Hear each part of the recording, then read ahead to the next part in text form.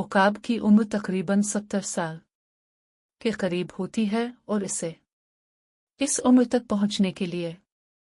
बहुत ही सख्त मुश्किलात से गुजरना होता है, और जब उकाब की उम्र 40 साल की हो जाती है तो इसके पंजे कुंद हो जाते हैं, जिसकी वजह से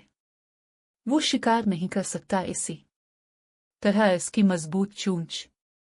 भी उम्र के बढ़ने से शदीद टेढ़ी हो जाती है, और साथ ही साथ इसके दोनों पर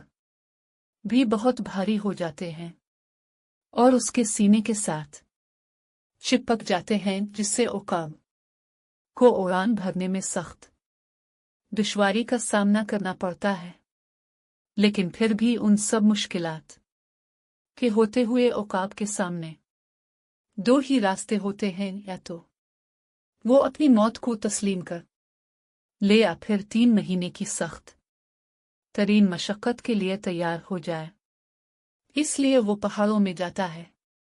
और सबसे पहले अपनी चोंच को पत्थरों पे जोर जोर से मारता है, यहां तक कि इसकी चोंच टूट जाती है। कुछ दिन बाद जब नई चोंच निकलती है तो वो इससे अपने सारे नाखून जड़ से काट लेता है। फिर जब इसके नए नाखून निकल आते हैं तो वो चोंच और नाखून से अपना एक एक बाल उखाड़ लेता है। इस सारे अमल से उकाब को अपने आप को गुजारने में 5 महीने की तवील तकलीफ और मशक्कत से गुजरना होता है, और फिर उन 5 महीनों के बाद जब वो दोबारा उड़ान भरता है तो इस उकाब को यूं महसूस होता है जैसे इसको नई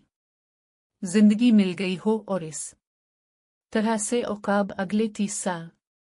मजीद और जिंदा रह सकता है। उकाब की इस मुश्किल तरीन जिंदगी की कहानी से हमें ये सबक मिलता है कि बाज़ औकात हमारे लिए अपनी खुद की जिंदगी को बदलना बहुत ही जरूरी होता है, ताकि हम इस जिंदगी से और ज्यादा बेहतर